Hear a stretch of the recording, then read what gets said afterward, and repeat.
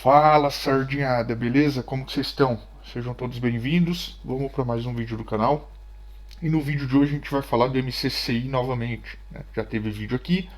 Eu vou atualizar aí a situação do fundo em relação ao último vídeo publicado, né? O fundo disponibilizou agora o relatório de junho. Ele tinha disponibilizado um relatório no começo desse mês e até colocou a data de junho, né? Aí eu fiz o vídeo como relatório de junho, mas era dados de maio, né? E agora sim ele disponibilizou com o fechamento dos dados aí de junho, tá? Não é nenhuma recomendação de compra nem de venda, que fique já bem avisado. Sejam responsáveis pelas próprias decisões aí de vocês. E se achou bacana o conteúdo, se inscreve no canal, deixa um curtir no vídeo, dá uma motivada pro Sardinha aqui do outro lado, beleza? Vamos ao conteúdo que é o que interessa. Falando então do MCCI, o MCCI, o gráfico já está completamente atualizado com dados aí, inclusive de subscrições que eu participei e ainda nem fiz o vídeo mostrando, vou fazer hoje o vídeo mostrando, mas o gráfico está completamente atualizado. Tá? Então a posição do MCCI na minha carteira é 3,36. Se pegarem o último vídeo era um pouco mais, então já dei uma diluída nessa. Acabou automaticamente sendo diluída essa posição. É uma posição bem tranquila. E ele está integrando ali o grupo dos papéis, né, dos recebíveis, que hoje eu tenho uma exposição em 39,13% da minha carteira, é preponderante fundos aí de papel, né? Não é uma exposição muito alta, eu estou até bem equilibrado com tijolo, apesar de ter um desenvolvimento ali no meio do caminho ali me dando dor de cabeça, mas estou bem equilibrado entre tijolo, desenvolvimento e papel. Vamos falar um pouquinho do comparativo do fundo, ver o que mudou, o que não mudou. Falando então dos comparativos. O VP por cota, novamente nesse novo relatório, caiu mais um pouquinho, então eu já coloquei um sinalzinho de atenção aí para acompanharmos até onde vai essas quedas, né? Ou quando que retoma aí as marcações, melhorando o VP por cota, né? Isso aí vai depender, obviamente, de mudanças nas taxas, mudanças no, nas NTNBs, né, que são comparativo ali para as marcações e por aí vai. Né? Mas seguimos acompanhando um itemzinho de atenção. P sobre VP segue igual. Dividend yield mensal desse fundo ele aumentou, né? Então de 1,11 para 1,12. Depois a gente vai falar um pouquinho sobre isso. O caixa de 4 foi para 3,38, então significa que o fundo alocou um pouquinho mais de recurso, ou talvez utilizou para pagamento de passivo e reduziu, está num patamar ok, não está ruim, não estava ruim também, 4%, e segue sem novidade. A base de cotistas aumentou basicamente 5 mil cotistas no período, né? Então de 85 mil para 90 mil. O pessoal está aí acreditando ou gostou dessa nova distribuição de 1,10 do fundo, inclusive o fundo citando que vai continuar, né, distribuindo nesse patamar. Então o pessoal possivelmente gostou disso aí. Resultado mensal subiu de 14 para 15 milhões, então, ok, bacana. As despesas totais, aqui é o pior dos problemas do fundo, né? Despesas sempre muito altas, 22% antes, segue em 22% agora. É taxa ali de performance à torta e à direita, né? Uma taxa absurda, sem pé nem cabeça. Enfim, hoje o problema do fundo, e talvez até para ele, um limitador para ele não estar distribuindo um pouquinho mais, é a questão das despesas. Tá? É muito alta, muita taxa e tá complicado aí, MCC. Nesse quesito realmente tá complicado. A alavancagem não tem, ele reduziu nos últimos meses a alavancagem, então é só passivo normal. A concentração, ele tem concentração alta ali em ativo, né? Principalmente nesse WT Morumbi, a gente vai ver no relatório. Vacância, que ele é um fundo de recebíveis, então não tem vacância. E FIIs com MCCI no portfólio. 37 fundos que tem o MCCI no portfólio. Daqui até o momento de todos que eu fiz vídeo, salvo engano, ele é o que mais tem outros fundos aí alocados nele, né? Isso passa uma imagem para mim até interessante sobre o quanto o mercado confia ou está gostando de certa forma do MCCI, né? Para mim a mensagem principal que passa é isso. Ou pode ser, né, como a gente está falando de institucionais, pode ser pura especulação, né? Entraram ali em oferta pública, estão aguardando para desovar, enfim. E aí é por isso que esse indicador entra, né? Hoje está com 37, chega no próximo mês, aparece 20 aqui, né? A gente sabe que o pessoal desovou, que era pura especulação e que o fundo talvez não está tão bem visto como a gente imagina, né? Mas por hora 37 é um volume alto, ok? Então de indicadores temos aí a questão das despesas, que inclusive eu farei aqui, né? Não é uma questão exclusiva do canal. Tendo o canal aqui, tendo o vídeo ou não, eu já faria, mas eu vou encaminhar um e-mail para o RI do MCCI, manifestando o meu descontentamento com essa despesa alta, né? Eu vou até pegar alguns comparativos com outros fundos, enfim, e enviar lá para eles, porque realmente, independente de ser um fundo que eu gosto, de ser um fundo que é até bom, né? A gente vê pelos números aí que é um fundo bom, mas não justifica uma taxa tão alta, 20% aí sendo cobrado, sendo que poderia estar dando mais retorno para o cotista, né? Que é quem acredita, quem coloca o dinheiro ali, quem está colocando e assumindo basicamente o risco, né, da estratégia. Então, eu vou enviar um e-mail manifestando se eu tiver algum retorno positivo ou não. Em próximos vídeos eu comento para vocês, tá? Mas o e-mail eu vou enviar. Vamos falar um pouquinho do relatório gerencial, né, do fundo. Deixa eu colocar aqui na minha tela. Então, o relatório da Mauá, né?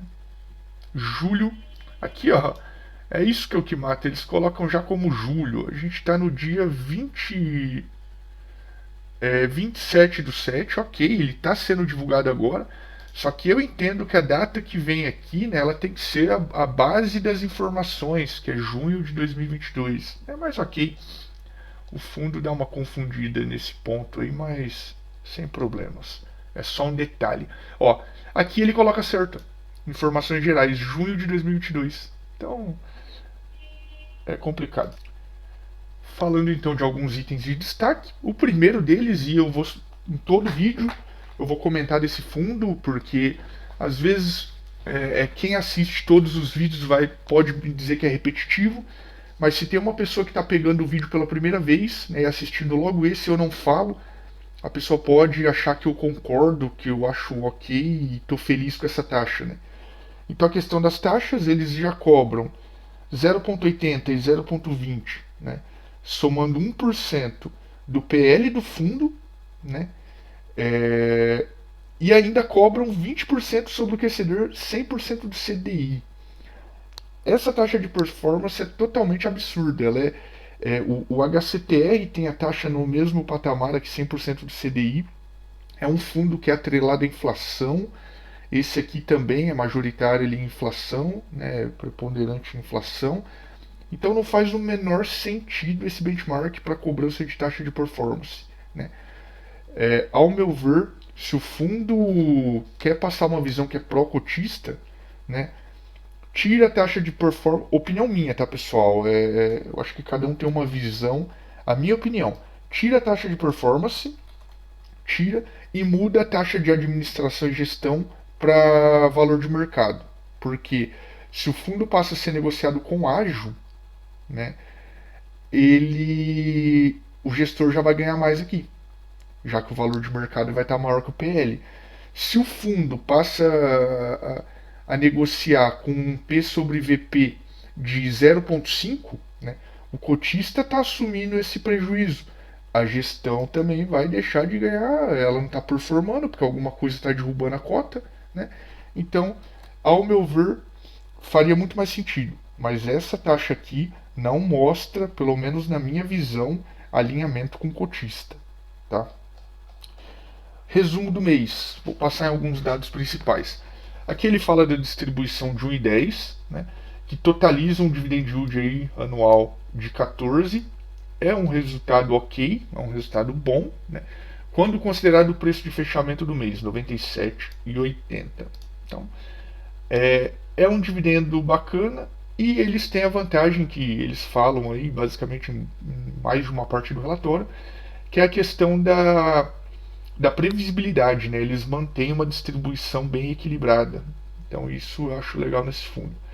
Informamos que 100% dos CRIs da carteira permanecem adimplentes e todas as parcelas referentes a julho, com vencimento até a data da publicação do relatório, já foram pagas, né? Inclusive o CRI Vogue Square sem utilização de fundo de reserva. Então, aqui a gente já sabe, né? Quando é feito destaque para uma operação específica, sabe-se que essa operação já deu alguma possível dorzinha de cabeça ali atrás, né? Mas enfim, a partir do momento que eles citam aqui que o CRI pagou as obrigações, né, está adimplente e não está utilizando o fundo de reserva, pode sinalizar, né, uma retomada, uma recuperação aqui dessa operação.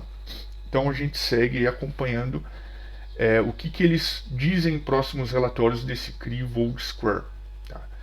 Durante os últimos meses, o fundo quitou todas as operações compromissadas, então é um fundo, como eu citei ali no comparativo, que não tem alavancagem mais, só as dívidas normais do correntes. Né? Ao longo do mês, realizamos a venda de FIIs, um montante digital, realizando um ganho de capital. Aqui ele fala operações que eles estão negociando aí de fundo imobiliário. Tá? Não concordo muito, mas vou falar ali para frente. Taxa média, aqui ele fala que é inflação mais 7, inflação mais 7, CDI mais 3, né? São as 3,6 são as taxas médias aí da carteira do fundo, 97% dos recursos alocados. Tá? No caso do MCCI, o atual patamar de reserva, então o fundo ele cita que ele tem uma reserva acumulada de 2,98, né?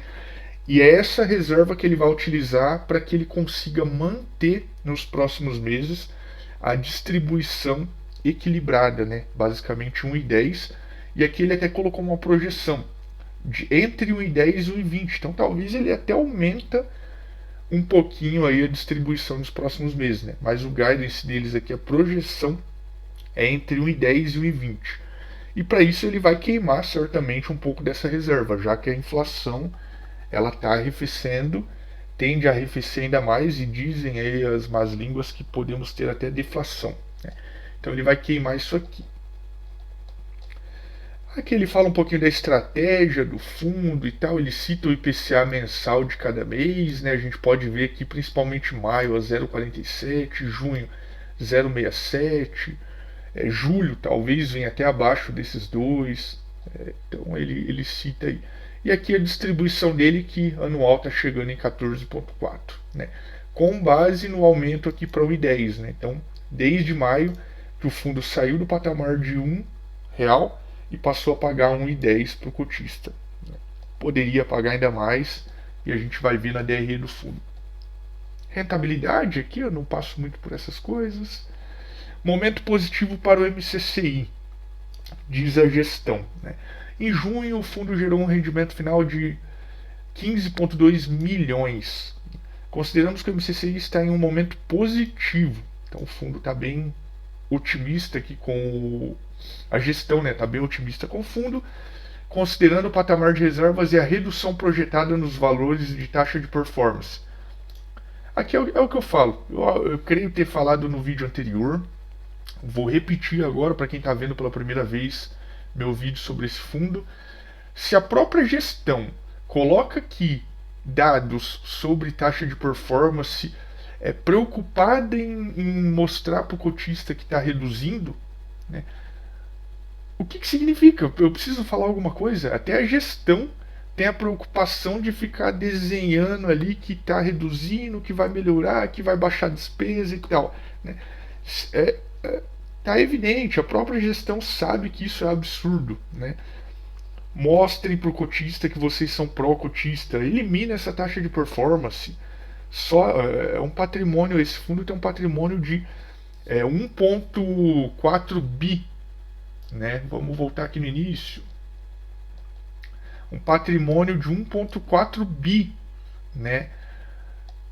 Vocês estão pegando de gestão em 0,8 disso, que é um valor extremamente alto, né?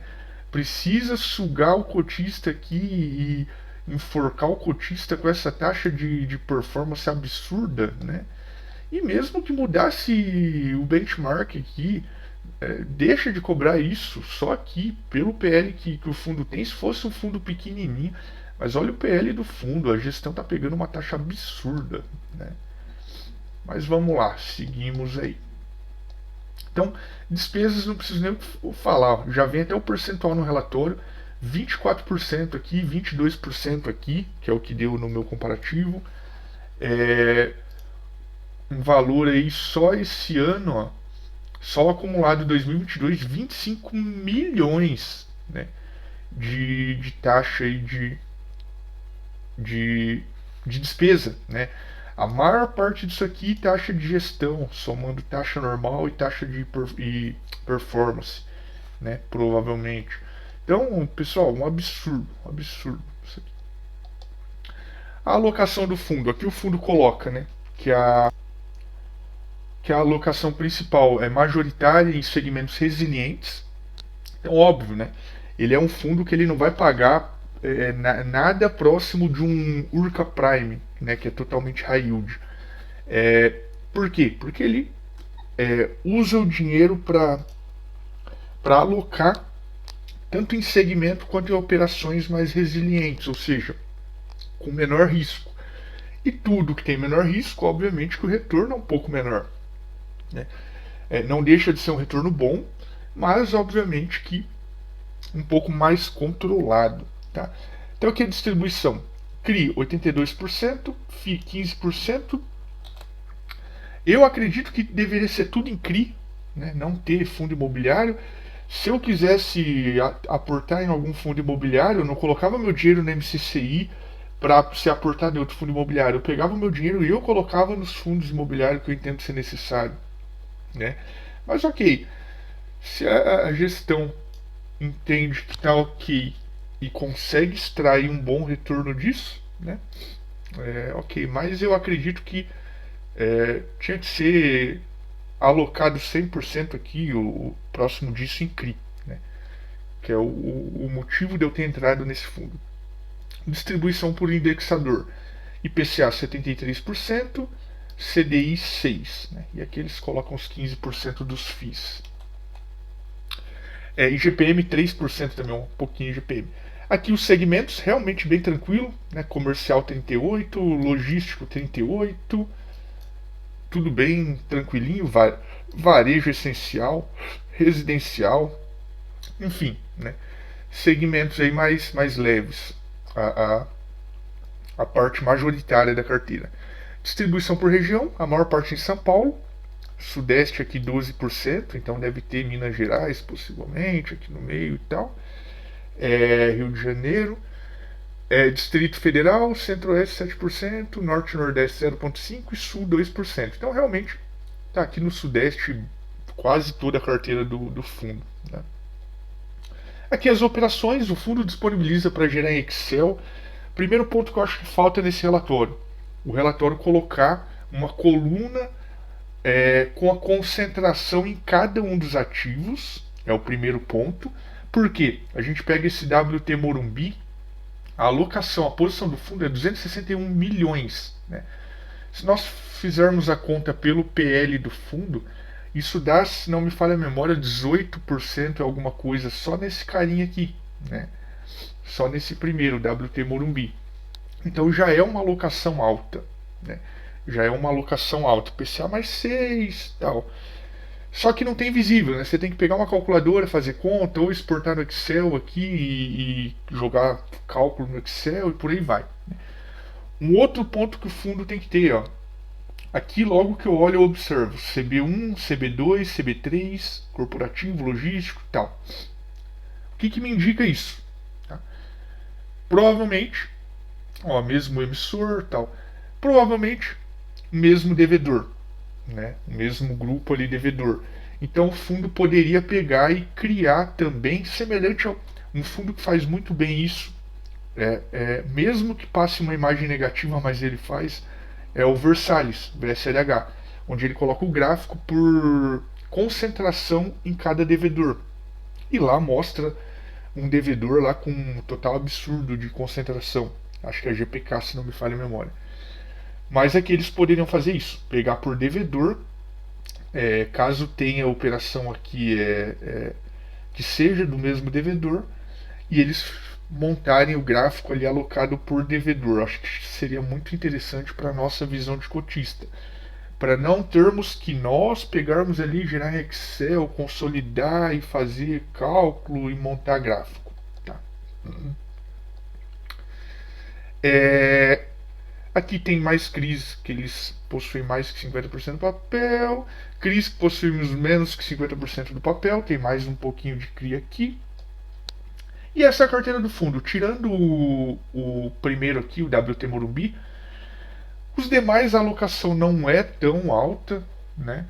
Mas esse primeiro aqui é o único que tem que ficar um pouco atento nele, que a alocaçãozinha dele é bem impactante. Der um problema nisso aqui, impacta legal o fundo. Tá?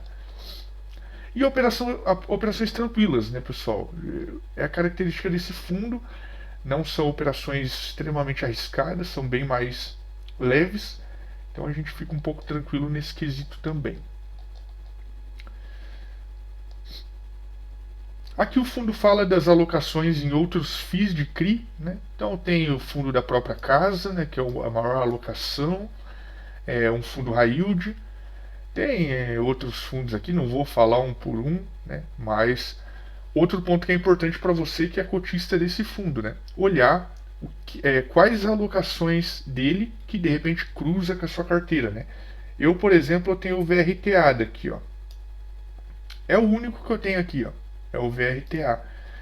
Ele tem uma exposiçãozinha bem pequena aqui, então não é impactante, soma com a minha que também não é tão grande, então não me preocupa. Só que de repente, se a pessoa tem uma alocação grande já em MCHI, né, HY, de repente somado com essa alocação que o fundo tem, você está com uma exposição alta. Então ficar um pouquinho de olho nisso, né? No que o fundo investe, cruzando com o que você investe diretamente e ver se não está extrapolando algum limite que você tenha. Tá? Ele fala um pouco aqui das operações, movimentações de FII. Não vou comentar isso, mas ele fala que teve resultado aqui de 17 por cota, e por aí vai. Que ele pegou a maioria em oferta 476, então ele entende que pode gerar um bom retorno futuro para o fundo e tal. E depois ele explica de cada uma das operações aqui do fundo, né? Como eu sempre falo, nos vídeos eu não falo detalhe por detalhe de cada uma operação aqui, mas para quem é cotista é importante pegar, olhar, entender os ativos da carteira, então olhar aqui o detalhamento, olhar as garantias, né? Os fundos sempre colocam aqui as garantias, dependendo se for um CRI que está com problema, igual aquele Vogue Square, né, que já deu problema, agora parece que está estabilizando, pegar o código dele aqui, ó, Vogue Square, o fundo coloca o código dele aqui, ó, e verificar se a securitizadora, né, desse CRI disponibiliza o detalhe aqui do CRI para a gente ver o que está acontecendo, se chamaram alguma assembleia, se não chamaram. Então é bem importante a gente estar sempre atento a isso. Né? E óbvio que saindo alguma novidade, algum fato relevante, algo que chega ao meu conhecimento, eu vou colocar um vídeo ali, vou publicar. Tal. Enquanto não chegar, a gente segue acompanhando aí de forma mais passiva e sem dar tanto detalhe sobre isso, beleza? É isso aí, pessoal. Finalizamos o vídeo sobre o MCCI. Estou realmente bem descontente com o total de despesa. Talvez eu não tenha falado tanto no outro vídeo. Mas realmente chegou num ponto que a gente começa a comparar ali e ver que está fora de mão, né, em relação a outros fundos. É, Vou encaminhar o e-mail para a gestão, espero realmente ter retorno, né, e ver um pouquinho do que eles vislumbram aí para isso, né.